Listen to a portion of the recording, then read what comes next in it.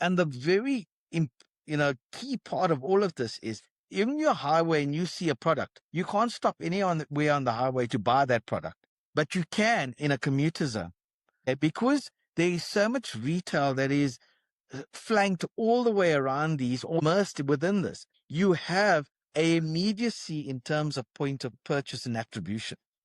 So, you know, advertisers, clients, and corporates should use that, towards their strengths in that respect.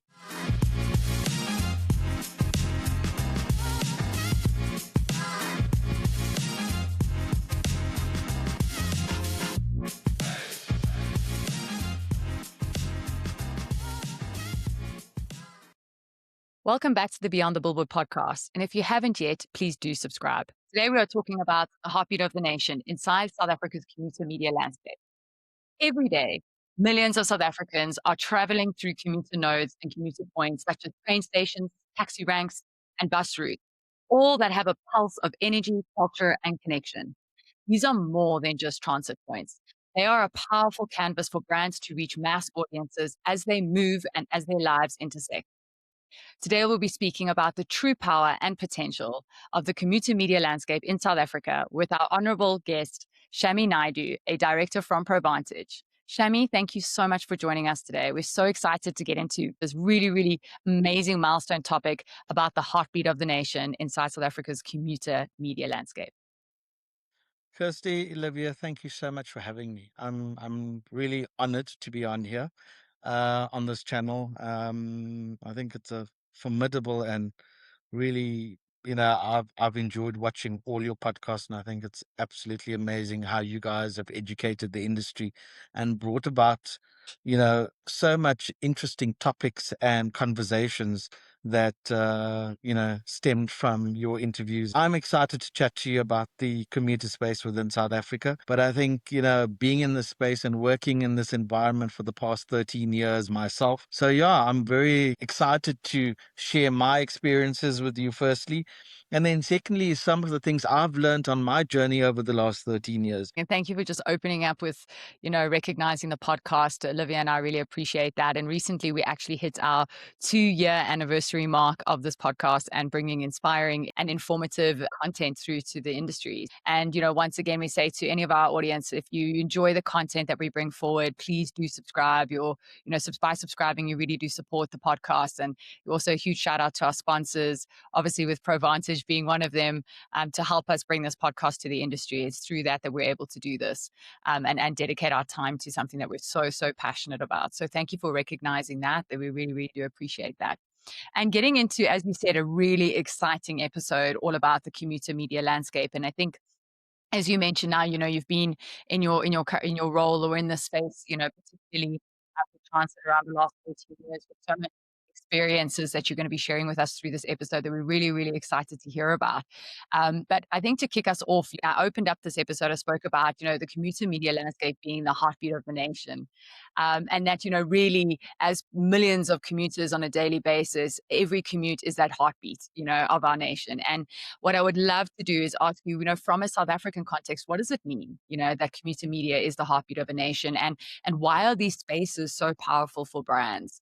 From my point of view, I've had such great campaigns that have been in the commuter media space that have been able to reach these mass audiences, and really not just from a point of sale point of view, because we know that these commuter environments are spaces where, there's retail nodes, there's point of purchase there. There's also that great proximity to purchase drive that you can do with it, but also from a mass reach point of view. And it's just such a powerful environment to be included in out-of-home approaches and strategies. So yeah, over to you. Now, the first thing for me is these transport hubs, technically for me represent a connection, a community that's coming together. And it's also commerce and culture that's all intertwined in a key location, in a key space, in a transport hub. I think, what resonates for me is one is the economic power and the economic activity that actually takes place within these environments. And when we talk economic, the first thing I want to highlight is not just the informal trade, but the economic activity with regards to the actual transport infrastructure, buses, taxis, and trains. All right. operate in these locations 24/7, you know, 30 days in a month, 365 days in a year. And basically, that is the first contact of commerce that actually is operating within the space. And if you have to take it in terms of any of these modes of transport do not operate, go on strike, the entire economy within that area, within that zone comes to a complete halt. So the importance of those hubs in terms of that part of the economy is so key, because without these people, without taxi drivers, without taxi owners, without bus drivers, without trains running, okay, our economy would be at a standstill. The second part of this is this informal commerce and e-commerce that we have going within this environment. The annual spend is within the informal sector in South Africa. It, number one, constitutes about 6 to 7% of our general GDP as part of spend in South Africa. It ranges close to a revenue of around about 32 billion in transactions that takes place within these environments, within close proximity townships, within taxi ranks, within bus stations. So it is very important, um, a space in terms of economy. So powerful. And I actually wanted to just talk on something that I did see. I think it might have been from StatsGov South Africa, but it was speaking to exactly what you were talking about now, which is you're talking about the economic side of this, right? And it's Yeah. that the taxi sector alone generates an estimated 50 billion in annual turnover just in the taxi before we even add in, any of the other type of commuter environments. So it just shows you the amount of money that's coming through here. The second thing is speaking on the economic piece, is that households estimate spend nearly 15% of their income on a month for transport, sometimes offering exceeding over that 20% mark for lower income areas. So really showing that they are taking a huge portion of their income for transport. So there's also this disposable income that they have to use either in the formal retail areas or in the informal areas, which is very much your hawkers and stuff that are found within that taxi rank space, which I think just really, really underscores just how important it is from an economical contribution to the market and to the country. No, you're 100% correct. You mentioned 15 is actually slightly more. It's about 20% that is actually spent on transport from disposable income. So, and that value, if you really want to put a value to it, it's about 1,000 rand a month that is actually spent towards transport, and that's predominantly on taxis. As you're aware, we've had a massive demise of the train system in South Africa post COVID. And, just to give you some insights in terms of cost of transportation or public transportation in that respect, is that trains are perceived to be the cheapest form of transport. And that's why, if we look at what's happened with PRASA and the state of PRASA, it has had a real impact on people's livelihoods and lifestyles, especially in the townships, because they had to dig deeper in their pockets to utilize taxis, where most of them in the past relied heavily on trains. To give you an idea, we took a train trip a couple months back. We did an immersion with a whole lot of clients, and we decided to give them the real experience of traveling, a day in the life of a commuter. So we Yeah. took a train trip from Park Station to Naledi Station in Soweto.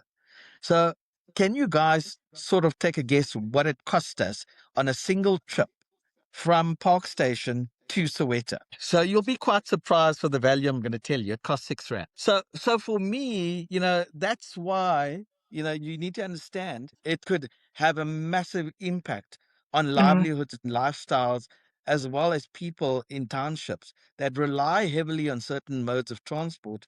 And when that fails, okay, they have no other alternative. So unfortunately, taxis and BRT buses or municipal buses is the next, port of call in that respect. Yeah, Shami, I love how you've painted this picture of the platform on which the media exists, right? So, part of obviously what we want to discuss today is this amazing melting pot and kind of the heartbeat of the nation. And you've set the stage, right? In such a beautiful way because it's important to understand how the environment is made up. And then it's to discuss what platforms exist for brands to communicate with this rich, rich audience made up of so many diverse people from different backgrounds, different reasons for commuting, different, as you've just touched on now, different expenses, different forms of transport based on what they can afford. And it's fascinating to hear the insights and the knowledge and all the expertise that you have in this space.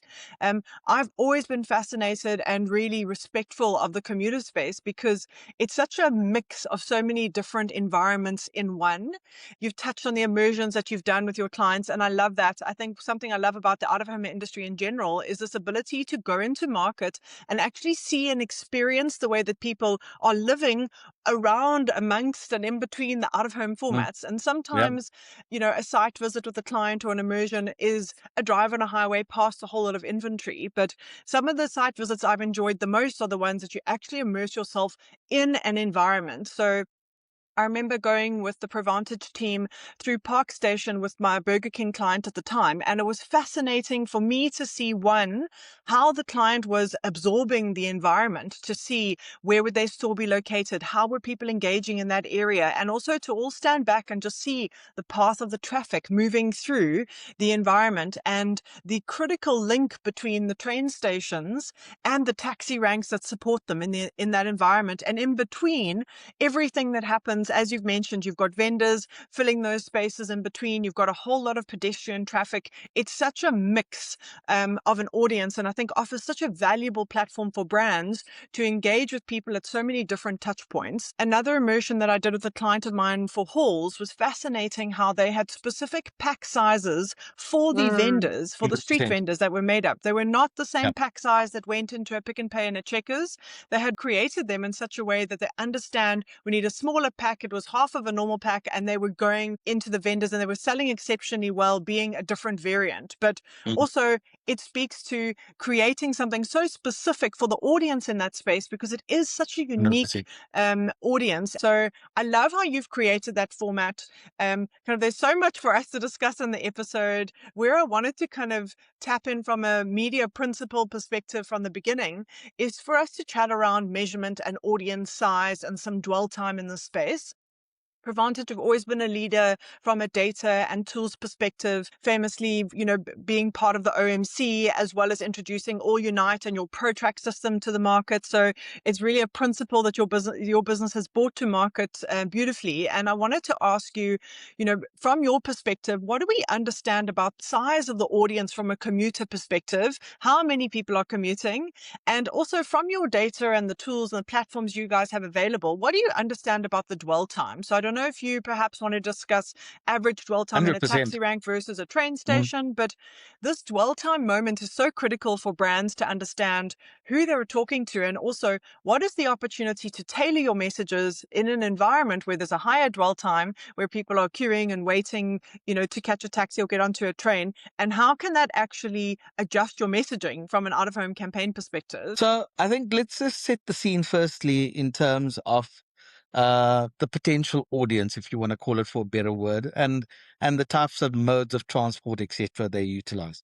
So, the last travel survey that was undertaken in 2021, okay, stated there's approximately 16 million commuters that utilize public transport on a daily basis. If you talk 16 million, what is that in terms of representative of the South African population? So last count that was done is 2024 survey, and I think we were around about 64 million 500. Our population's growing on a rate of about 1.3, so we expect by the end of 2026 we'll be about 65 million. Of that population, okay, 17.1 million of that population are economically active. Okay, so those are people that actually have jobs that whether it is a formal job, an informal job, but they earn a living every single day, every single month.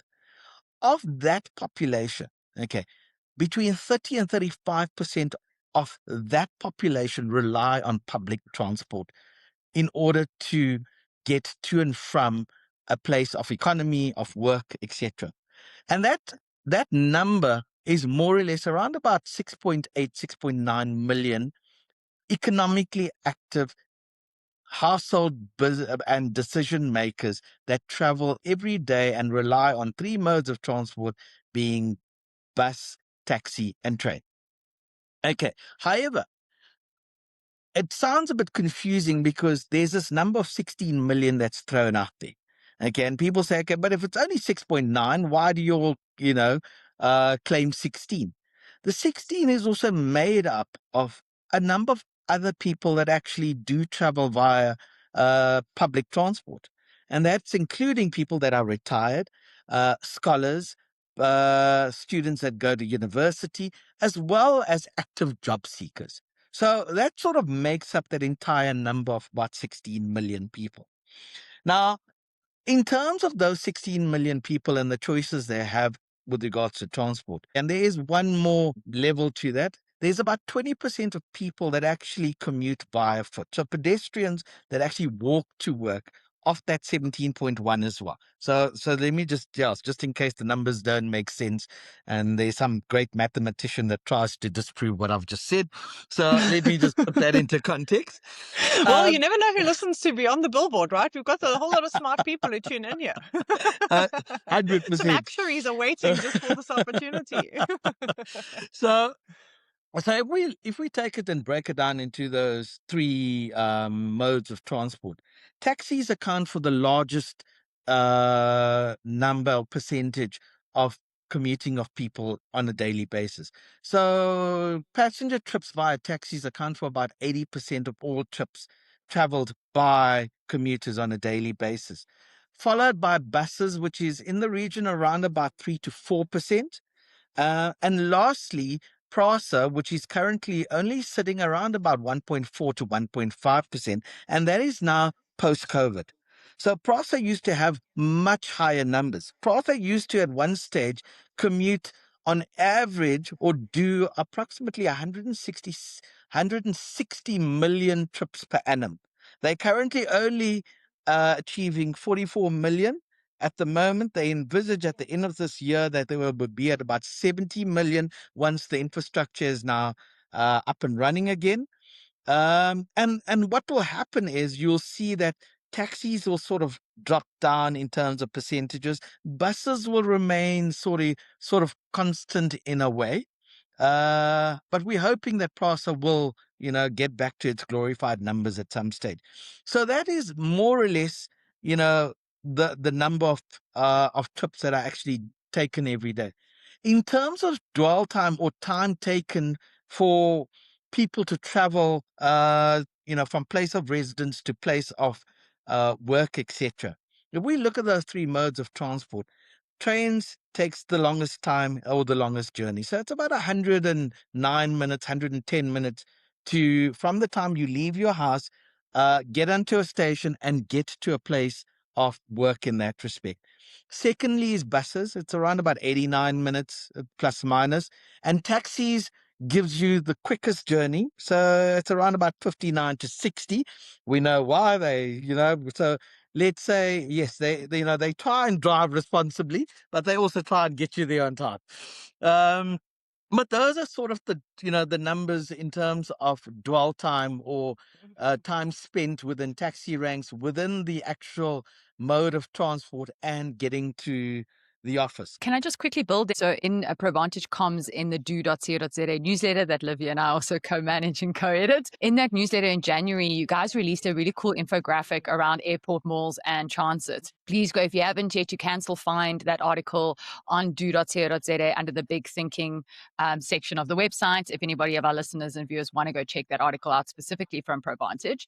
But in it spoke about the dwell time in these transit nodes from your ProTrack data. and the dwell time on average being around 53 minutes within these transit nodes, which I think it's really different to what we were seeing a number of years ago. And I don't know if you remember it, years ago we were looking at like a 30-minute dwell time on average. That was kind of what the research was saying. But Yeah. obviously the data, live performance-based data like ProTrack wasn't actually around back then. So now having something quite much longer, like the 53 minutes average dwell time within the transit nodes means it's 53 minutes for them to capture your ad and your message, 53 minutes to see your ad and go to the formal retail or the informal retail and commerce environments around those transit nodes to purchase your product. So much longer than what we had originally thought it would be with regards to that dwell time right in these key transit nodes, which I thought was really, really interesting and a good insight that came out for me. I don't know what you think, Mm. Shamy, also seeing that difference from what we used to think that dwell time was to what's actually coming through and what the No, data is saying. no, 100% correct. Yes. I mean, and we talk about research, and I'll tell you a little bit about our journey of research in terms of transit and where we started. In terms of what we, you know, research to a certain extent has obviously evolved over time. We've been a lot more fortunate that we have a lot more access to technology, and I think technology has been the driver of our research in the out of home space right now. Previously, we relied heavily on insights. If I take it back with transit ads, our initial research that we embarked with was with Millwood Brown, Mm, and the closest we could get to any sort of research was doing dipstick research, where we'd go into mm, train stations and taxi ranks and undertake questionnaires. We would measure things like awareness, noting, liking, recall, mm. as well as the numbers in terms of the commuters themselves. Previously, we also relied on ticket sales only. Now we have actual commuter numbers based on cell phone clicks and cell phone measurements. And there's a lot of myths that's been now dispelled based on having real data sets. Provantage, digital innovators at scale. With a national network of over 4,000 screens, we reach more than 50 million people on the move in the most high-value environments across South Africa. Flexible, impactful, contextually relevant. Our real-time audience measurement ensures precise targeting and transparent results. As we build a programmatically enabled digital network, we're shaping a more connected future for brands. Provantage, redefining out of home.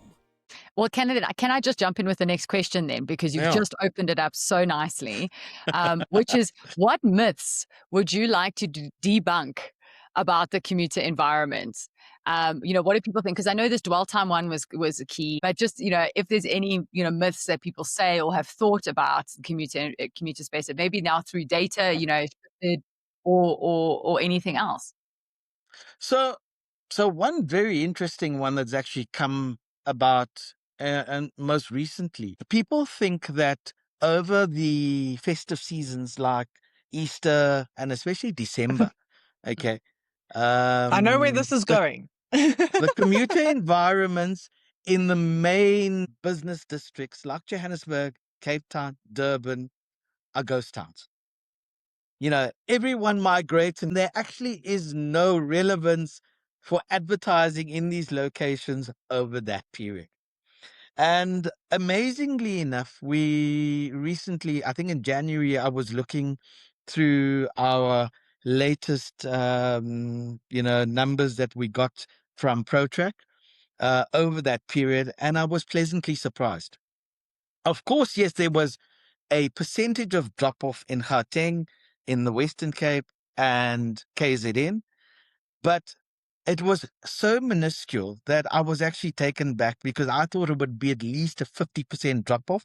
It was a mere 10% drop off. And what's interesting as well is to almost you can track those movements where you've seen sort of uplift in certain locations, like in the Eastern Cape, Mpumalanga and Limpopo, and it wasn't as a drastic comparison of what you've lost in Gauteng versus what you've gained into those other provinces. So that is one myth I think, it sort of dispelled for me. And that is based on having real data, insights, and research. I love that you guys have actually got the data to support that. And I think it makes definitely for some myth busting, because it's nice to see that there is data to perform that. Everybody can see that the traffic drops down. So it's obvious that there's been a change, but it's actually really great to be able to quantify that change. So I love that you Yeah. shared that stat with us. For me, apart from a myth, I think the the big thing is that, especially for strategists, media buyers, and even marketers, the biggest myth for me is the unknown. It's so easy that we are all well informed about how things happen in airports and on our highways and roads. But for us to make assumptions of what really happens in transit environments without even immersing ourselves in those environments Mm, is actually irresponsible, if mm, anything, where people take their own lifestyles and what happens and how they interact with certain media and what they perceive as what they think happens in those environments, and utilize those to make decisions on media buying and placements, etc., is where I have concerns. Just wanted to raise, and I think this can be kind of leading us to our close, is that there's this role for qualitative data, specifically understanding, your audiences, how they're behaving in these environments and what their interests are. So there's definitely the strength in that. And there's this massive strength that we've been talking about through this episode, which is the quantitative data, which is really giving you the numerical values, the understanding of dwell time, the understanding of the numbers of how many people are in these specific, commuter spaces, taxi ranks, bus stations, etc. It's the area of those two that's so powerful. But bringing in this third leg for me, which is what you're raising now, is going and doing these site immersions, going and doing these site trips. Liv was speaking about her experience with ProVantage doing Park Station. I think the amount of site trips that I did with clients, not just in Johannesburg and Cape Town, etc., going to these key taxi ranks, going to these key townships, really, really opens your eyes on how people in the different provinces are behaving in these different taxi ranks. It is different by province. It is different by culture. It's different by township. And I think that 100%. that sometimes gets lost in some of the quantitative data. And really, there's so much nuggets of insights and gems that you can take out of these site trips and these site immersions. And I understand that, clients are really busy. Agency staff are really busy, especially since, COVID and a lot of remote working and a lot of online meetings. A lot of site trips have reduced. And so I've heard within the industry, and I think this is just really a call out to say how critical and important they are to really immerse yourself in such important environments, the insights and the nuggets that you can get from that, and kind of bringing these three pieces together. And that's what you can pull into your strategies, right? Is the qualitative, the quantitative, and your own nuggets and insights that you pull out from these site trips. 100%. And then you can have such a beautiful holistic strategy to take to clients. So, Kirsty, I think, you've hit the nail on the head. I want to just give some guidance and guidelines with regards to agencies, creatives, and also clients in terms of when they're planning to utilize media or execute a marketing or a advertising campaign within these locations. It's not one shoe fits all. So you can't take your immediate television ad and stick it onto a digital platform within this environment. The second thing is you need to use those dwell times, your strengths. So because it's not a highway ad which has a 3 to 5 second impact, here you have more time to engage. The last one for me is there's so many other opportunities to bring in other methodologies of engagement, QR codes, sampling, and the very key part of all of this is, even your highway and you see a product, you can't stop anywhere on the highway to buy that product, but you can in a commuter zone. Okay, because there is so much retail that is flanked all the way around these or immersed within this. You have a immediacy in terms of point of purchase and attribution. So, advertisers, clients, and corporates should use that towards their strengths in that respect. And I Okay. think that for me is also a call out that because of this commerce environment and retail environment, formal and informal, this is great opportunity to do price product promotion, right? Specifically on 100%. Commuter digital out of home networks, where you can change creative quite frequently. Perhaps you want to push a specific product in your store because the sales have been down. Perhaps Yeah. you've got special deals. This is where your inserts and printers to be able big place for this. But now in commuter environments, as you were saying, flanked or surrounded by formal or informal retail environments, you can use digital out of home for great price product promotion. Which is fantastic. And then I just wanted to build on what we've all been talking about here is this melting pot of culture and this meeting point of cultures in this heartbeat of the nation, in the community environment. Use that within your artwork by touching on specific languages wherever this taxi rank is or wherever it's placed, and speaking to the heart of that community within their local languages, and touching on the different cultural nuances of the different provinces or these different taxi ranks and how they differ.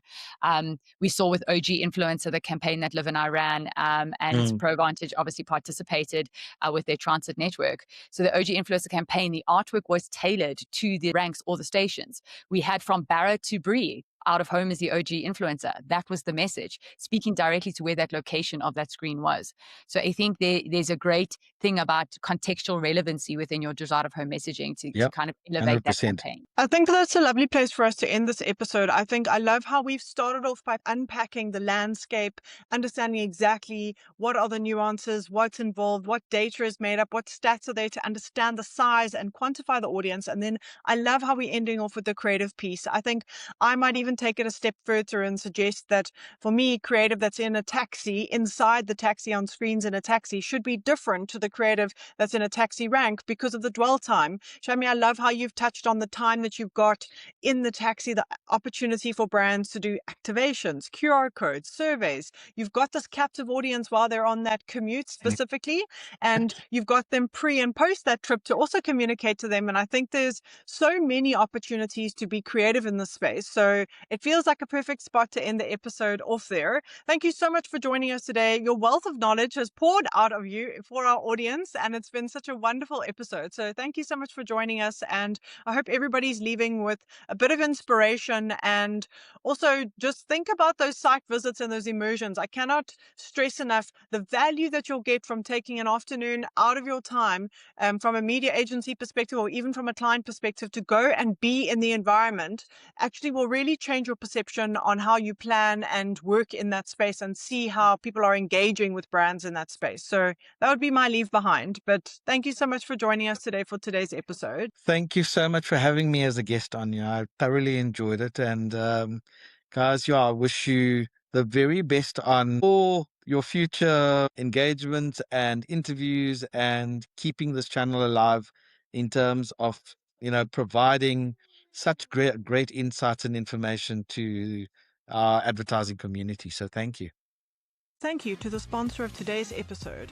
Your support helps make Beyond the Billboard possible and helps us to bring you the first and only out-of-home podcast in South Africa. Thanks for joining us today to go Beyond the Billboard. Subscribe to our podcast to ensure you don't miss out on our exciting content. Join us again to go Beyond the Billboard. 1, 2